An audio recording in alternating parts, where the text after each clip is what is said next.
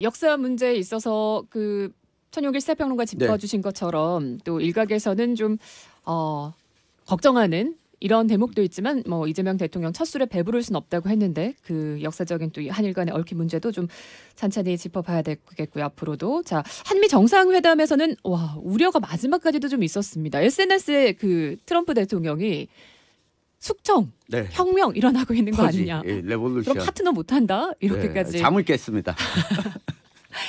자 어떻게 보셨습니까? 여러 가지 우려도 있었을 거고 그리고 또 이 한미 간의 극우 동맹이라는 게 정말 있는 건가? 이렇게 또 우리 양국 간의 정상회담에까지 영향력을 미치는 것 아닌가? 여러 가지 또 관리해야 될 문제까지 남긴 것 같습니다.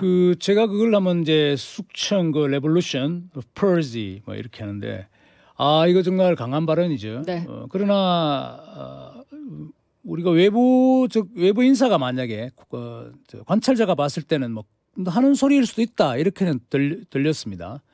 그런데 이제 막상 이재명 나중에 비하가 나오겠지만 이번에 그 정상회담에 임하신 그 주요 인사들은 깜짝 놀랐을 거예요.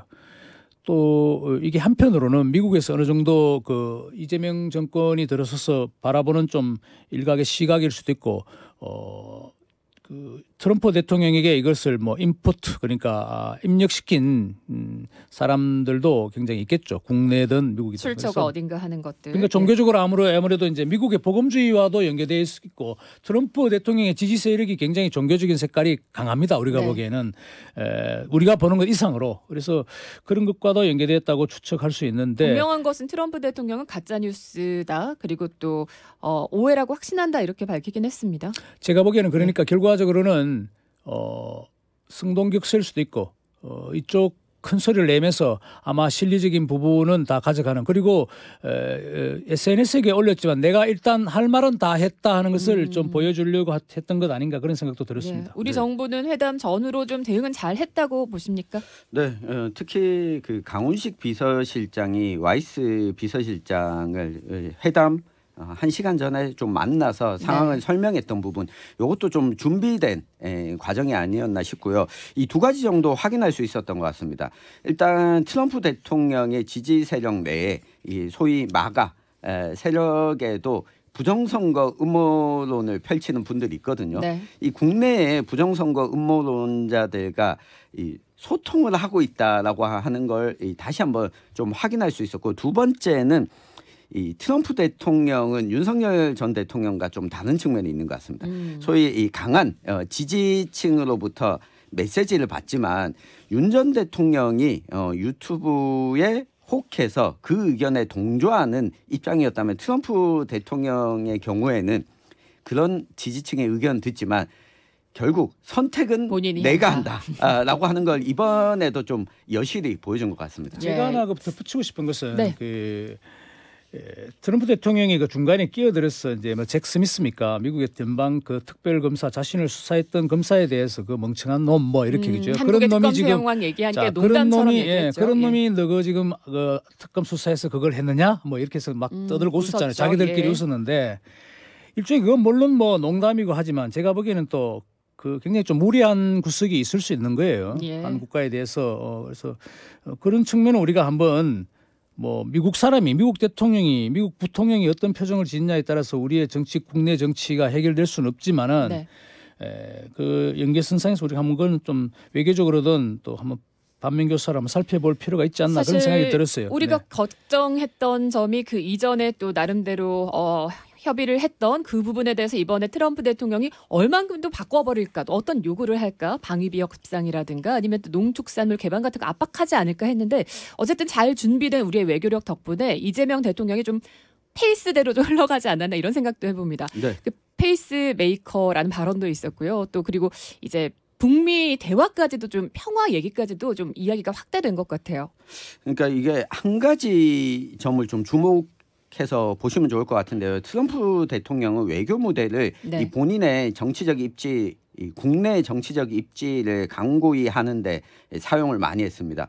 그런 측면에서 이재명 대통령이 이번에 에이펙 정상회의 때 한국에 와서 이 피스메이커 역할을 해달라. 내가 페이스메이커가 되겠다. 김정은 위원장을 초청해서 만나보면 어떻겠냐 이야기를 꺼낸 게 저는 주요했다고 보여집니다. 그러니까 이거 하나에 트럼프 대통령이 얻을 수 있는 성과들은 다 얻었다라고 판단하게끔 만든 거죠. 그러다 보니까 나머지 뭐 무역이나 관세에 대한 그렇죠. 이야기는 굳이 할 이유가 없었던 거고, 지역 입장에서 보면 저는 이 부분이 기분이 좋았는데, 네.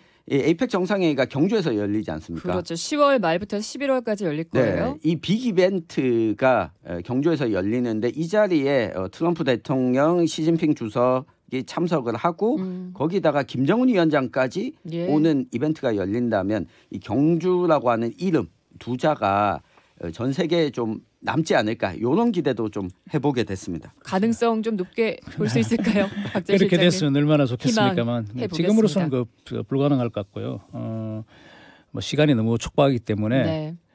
아마 이제 이재명 대통령은 그 김정은을 뭐 트럼프가 왜 김정은을 그렇게 좋아하는지 저도 모르겠어요. 뭐 본인이 좋아한다고 하니까 럭켓맨이든 아니든 간에 과거 또 만났던 네. 뭐 경험도 스타일 있고. 제가 보기에는 뭐 퇴임해서 그게 트럼프 진짜 월드를 좀 세우고 싶어 하는 건 그건 장사하고 싶어 하겠죠. 북한에 가서 그 해변도 좋고 하니까 그런 건지는 모르겠는데 어쨌든 그 이재명 대통령은 트럼프의 좀 그런 좋아하는 구석을 좀 잘 이렇게 맞췄다. 예. 사실 우리가 뭐 이렇게 좀 호평하는 부분도 있지만 어떤 외국 언론에는 플래트리, 그러니까 아부가 좀 많았다.